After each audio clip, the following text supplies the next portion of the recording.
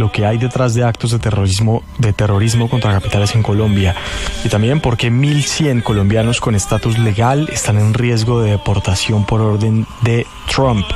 El editorial de hoy del Tiempo, un Mindefensa militar.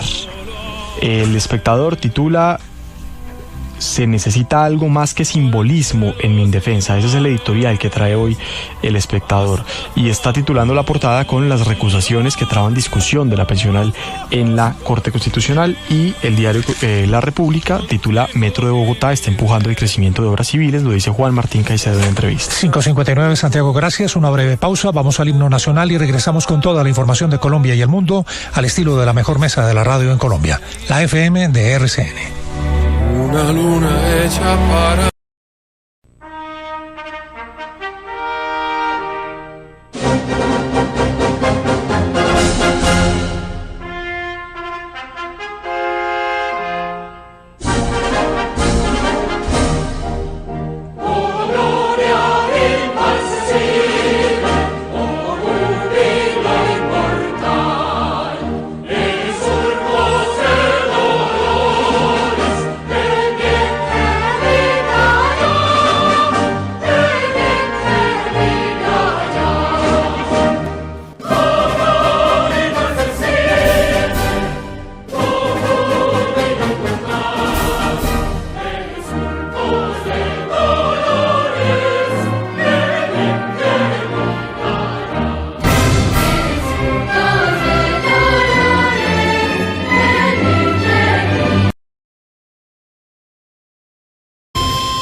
Buenos días, 6 en punto en Colombia.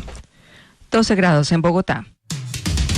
En vivo, desde el centro de radio digital más moderno de América, en la Torre Sonora, está la FM de RCN. Hoy es viernes 21 de febrero del 2025. Aquí están las noticias. Incauca transforma y te conecta con la siguiente franja de noticias. Buenos días, soy Azuri Chamá. Aquí están los titulares. Antes, numeral, un provocador es tema hoy en la FM de RCN. 3 ataques con explosivos contra la policía han dejado un uniformado herido, daños materiales en Arauca. Mientras que en Palmira, disidencias de las FARC usaron un colegio como escudo para atacar a la fuerza pública, y en zona rural de Jamundí también hubo un atentado contra la subestación de policía en Potrerí. Los magistrados de las altas cortes han rechazado por ahora la invitación del presidente Gustavo Petro a una reunión citada para hoy en la Casa de Nariño. Ovacionada por su público, Shakira cerró su primera presentación en Barranquilla. Detalles en breve, 6:02 minutos. Todas las noticias en la FM de RCN.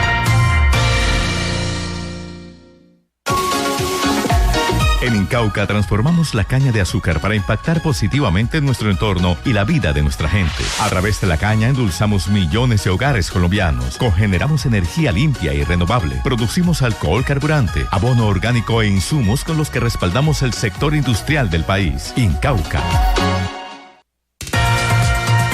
Está pasando ahora en la FM de RCN.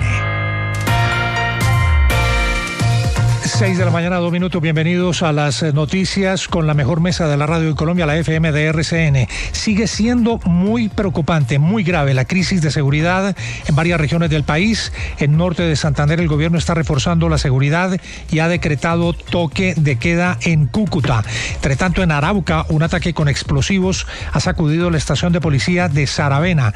También ha habido otros hechos muy delicados en el suroccidente del país, puntualmente en cercanías a la ciudad de Cali. Sandra Hernández, buenos días. La situación a esta hora en materia de orden público en Colombia. ¿Qué tal, William? Muy buenos días. Pues le cuento que en las últimas horas se reportó una explosión en Saravena, en Arauca. Un uniformado resultó herido por un ataque a las estaciones de policía, mientras que la crisis en Bolívar se agrava por enfrentamientos. Grupos armados ponen explosivos en la noche para impedir que la población huya. Colegios han quedado en medio del conflicto. En norte de Santander, la policía anunció el envío de 182 uniformados en Cúcuta. El gobierno aumentó recompensas y se decretó el toque de queda en el área metropolitana. La violencia en Catatumbo deja hasta ahora 65 homicidios, 23.000 personas confinadas y 52.000 desplazadas, según el último reporte oficial. En Chocó, autoridades preparan un plan de recompensas para capturar a los responsables de los hechos violentos recientes.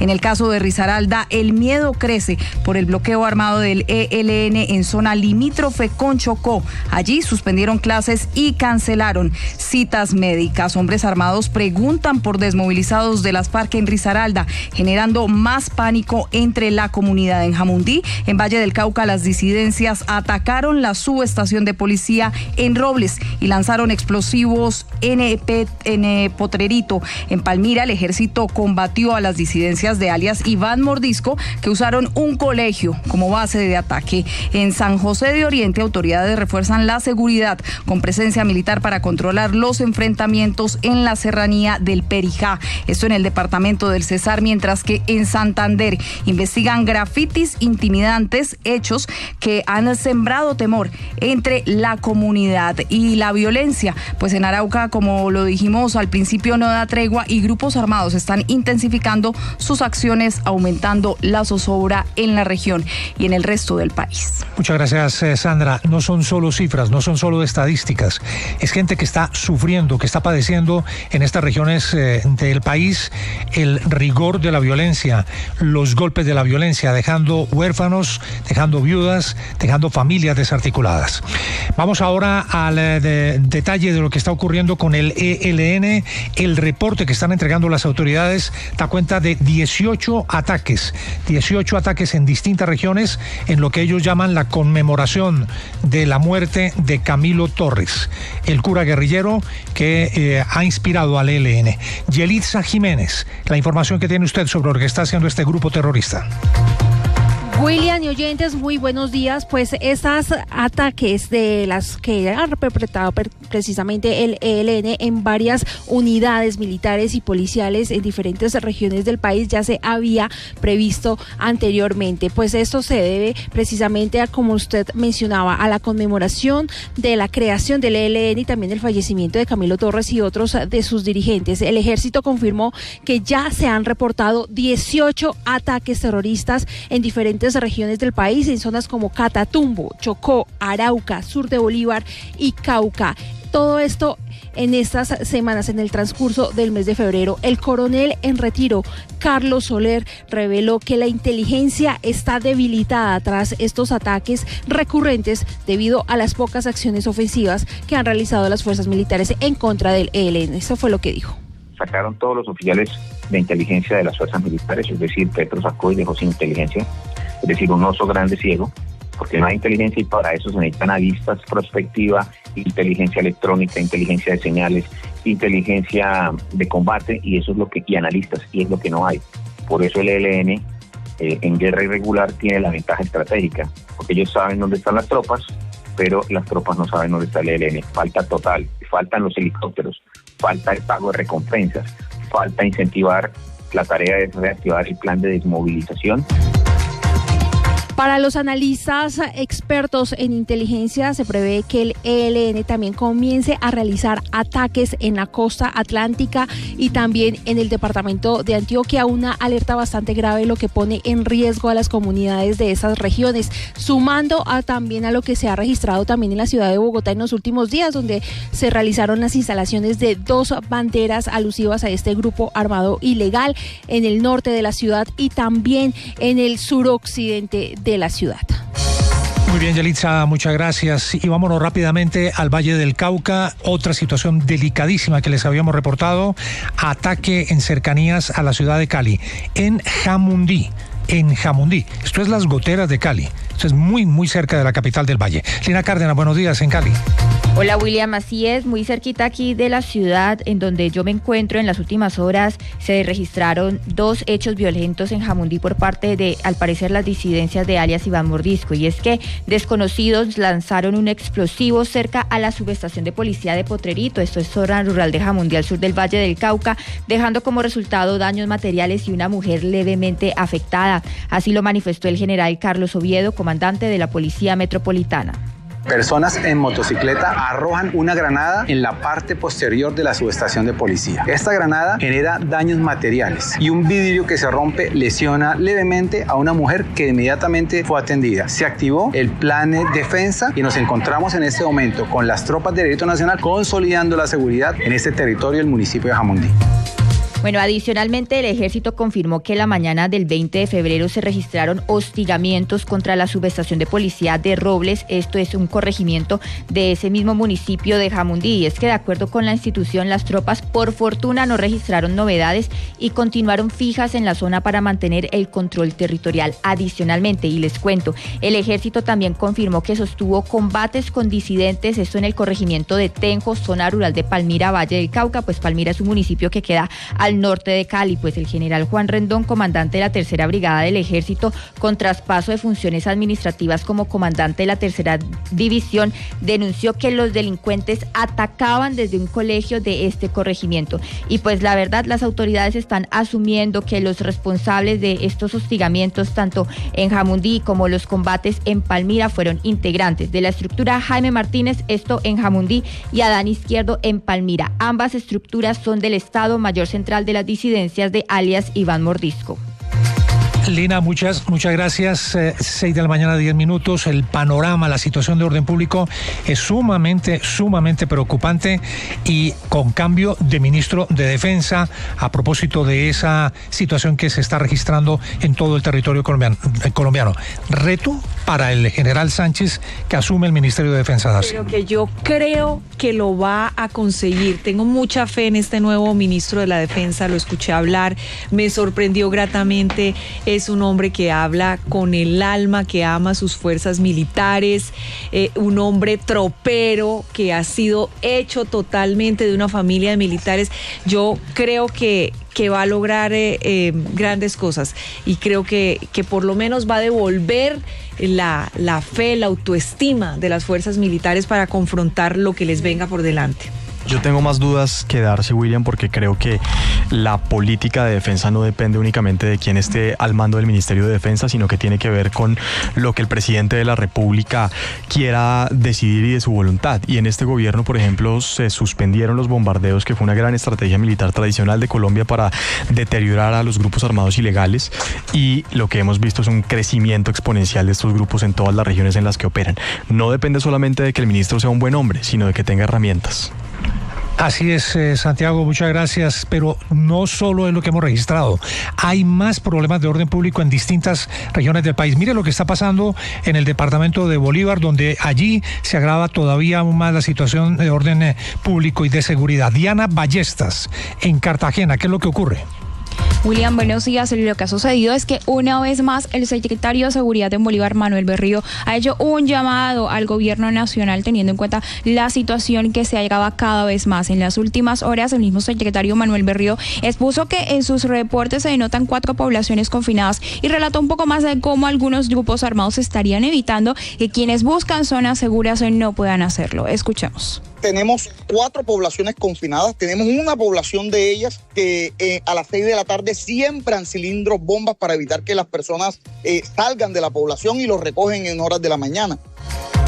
Por otra parte, William, les cuento que se suma negativamente el hecho que hasta los colegios, las zonas donde hay alta afluencia de menores de edad, han sido el lugar de enfrentamientos de estos grupos armados contra el Ejército Nacional, y mediante un reciente video difundido en redes sociales se logra evidenciar cómo algunas de las paredes han sido afectadas por estas balas e incluso quedan cientos tendidas en el piso, y han dicho las autoridades departamentales que aunque no hay heridos por el momento, eso denota gravemente la situación a la que están expuestos los habitantes de esta zona, especial el sur de Bolívar. Bien, Diana, muchas gracias. También preocupante lo que pasa en Arauca. En la noche de ayer, al final de la noche, se ha reportado un ataque con artefactos explosivos contra las instalaciones de la policía en Saravena. 6:13 en el Arauca capital. ¿Qué detalles hay? Lina Gallón, buenos días. Buen día, William. Así es, en la noche de este jueves 20 de febrero, la estación de policía de Saravena, en Arauca, fue hostigada con una granada lanzada por sujetos que se movilizaban en una motocicleta por esta vía. Por fortuna, no se reportan víctimas de gravedad, pues se conoció que un policía resultó herido en uno de sus brazos tras recibir esquirlas de vidrios de la infraestructura, pero se sabe que este uniformado está fuera de peligro. Los daños más considerables son estructurales. Por ahora no se ha informado de otro ataque en esta misma estación. Por su parte, el Ejército Nacional confirmó el hecho y especificó que ya iniciaron las investigaciones para identificar a los responsables.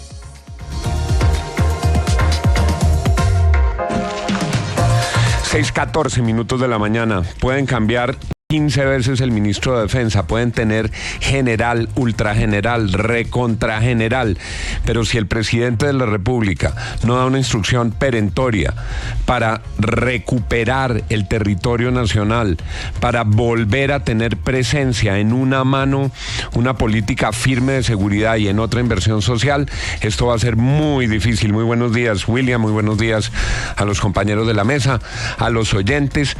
Las voces del general Darcy, que ha dado un paso al costado en su carrera como militar para poder asumir como civil, en principio, sobre el papel, pueden ser alentadoras, a diferencia del ministro Velázquez, que seguirá en ejercicio de su cargo un par de meses.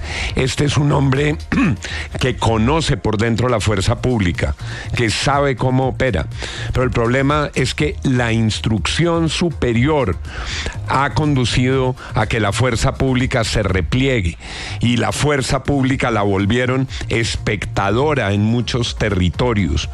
Permitieron que los territorios se convirtieran en el escenario de un combate entre grupos criminales, grupos terroristas. Eso es el Catatumbo, el ELN y las disidencias peleándose esas rentas ilegales, y eso no depende del ministro de Defensa, depende de una instrucción superior, de la forma como el señor presidente de la República entiende la política de seguridad. Bienvenido el general Sánchez, que Dios lo acompañe, que Dios lo ilumine y le permita tener la lucidez suficiente y la firmeza para advertir las rectificaciones que se requieren en la política de seguridad en un país que hoy ve un dramático retroceso con la gente más humilde, con los campesinos más humildes, no con los ricos, no con los que tienen más plata, con los más pobres y los más humildes, replegados y sometidos y abusados y martirizados por cuenta de los grupos terroristas. Bienvenido, general Sánchez, pero firmes, que esto cambie, que esto tome un rumbo de recuperación del territorio nacional, William. Don Juan, a eso súmele que hay un tema que es sumamente sensible al interior de las fuerzas militares, y es la trayectoria de los oficiales que están en el alto mando de las mismas fuerzas militares, de la fuerza pública. Esos generales que van a quedar ahora bajo el mando del nuevo ministro de Defensa, aunque pasa a la vida civil, van a tener un tema de moral que les va a afectar mucho, porque ellos son los que se juegan la vida en el territorio y han hecho una carrera a lo largo de muchos años para llegar a esas posiciones, y aspiran en algún momento a tener el mando de las mismas fuerzas militares desde el Ministerio de Defensa incluso. Entonces, el tema de la moral de la fuerza pública, no solo golpeada desde el mismo gobierno, desde el mismo presidente de la República, sino ahora con este movimiento puede afectar también los resultados operacionales. Yo no creo que es todo lo contrario. Creo que la tropa puede sentirse representada con alguien que sabe, que ha vivido, que ha sido un tropero, que ha estado en todas las operaciones, en más de 70 operaciones militares, por lo que oí, que ha recibido la condecoración 2 veces, la condecoración del que va más allá del valor. Y creo que es un hombre que conoce desde adentro las fuerzas militares y las ama. Se le puede notar en su voz. Ahora, yo creo que los otros otros militares, pues finalmente, ¿quién aspira a ser ministro de Defensa? Ellos aspiran a ser comandantes, pero a ser ministro de Defensa es algo a lo que, digamos, desde hace años se renunció porque es civil. Entonces no se les está pasando por encima de ninguna manera. Y es hora de que ellos escuchen al ministro de la Defensa. Les doy un testimonio de primera mano. Yo estaba con el comandante general de las fuerzas militares en el momento en que se hace el anuncio del nuevo ministro de Defensa y estaba con el general Triana, nuevo comandante de la policía. Y tuve la oportunidad de hablar largamente con ellos en ese momento. Y en ese momento hubo algo de confusión. Nosotros fuimos quizás los primeros que advertimos que el nuevo ministro de Defensa tendría que retirarse de su carrera como general activo en la Fuerza Aérea, porque de lo contrario implicaría una barrida de más de 30 generales y almirantes. Y lo que encontré fue una cúpula que no le va a hacer rebelión al presidente de la República, que no va a tener ningún tipo de insurrección, que no estaba pensando renunciar, como en algunos medios de comunicación se dijo en el día de ayer. Y lo importante en la línea que dice Darcy es que entiendan que hay que rectificar esta política y que ha llegado un general del ejército que conoce por dentro la tropa y que todos ojalá tengan la voz para advertirle al señor presidente que no vamos por buen rumbo. Pero es que esto tiene otra parte, tiene un ELN, tiene unas disidencias, y a mí me gustaría, aprovechando la versatilidad de nuestro invitado de hoy, toda esta semana hemos invitado personajes nacionales de alto calibre durante las vacaciones del profesor Fernando Quijano. Una nómina de lujo. Una nómina de lujo. Hoy vamos a tener dos invitados. El primero de ellos, y nos van a acompañar a lo largo de la mañana, es el doctor Mauricio Rodríguez. El doctor Mauricio Rodríguez es muy reconocido en la prensa económica. Fue el fundador, director de Portafolio por muchos años, embajador de Colombia ante el Reino Unido, rector del CESA, compañero de esta casa, director y conductor del programa radial Líderes de RCN, columnista en El Tiempo, en El Espectador, es autor de 11 libros sobre liderazgo, pero además tuvo la responsabilidad en un periodo de coyuntura de lidiar con el ELN, de iniciar uno de los procesos que luego por cuenta del ELN se frustró. Doctor Mauricio, qué rico, qué bueno, qué alegría tenerlo aquí en la mesa. Juan, muy buenos días, y buenos días también para los compañeros de la mesa de trabajo. Para mí es un honor y un placer estar hoy con la audiencia de la FM. Doctor Mauricio Rodríguez, usted conoció muy bien al ELN, le tocó encontrarse con estos señores, hablar con ellos. Ahora vemos que después de que se frustra el proyecto de paz total del presidente Petro, hay una arremetida brutal en toda Colombia del ELN. ¿Cómo entenderla? ¿Qué es lo que pasó con el ELN?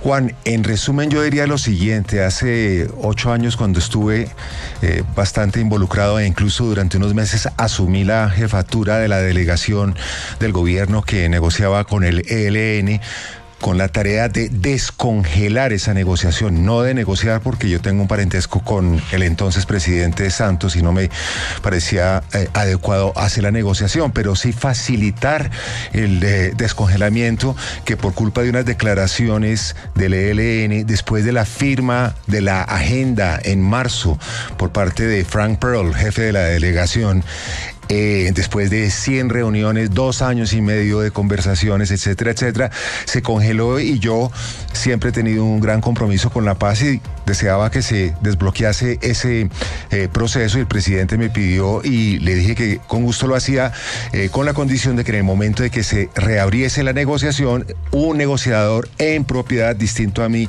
asumiese las conversaciones, como en efecto sucedió con Juan Camilo Restrepo. Juan, en ese momento había, digamos, 4 fuerzas, 4 tensiones en el ELN. Una línea militarista decidida a continuar tratando de tomarse del poder por la vía armada. Una línea ya criminal, narcotráfico, minería ilegal. Una línea que sí tenía vocación política, de eso doy constancia. Yo sigo pensando que Pablo Beltrán genuinamente quería hacer una negociación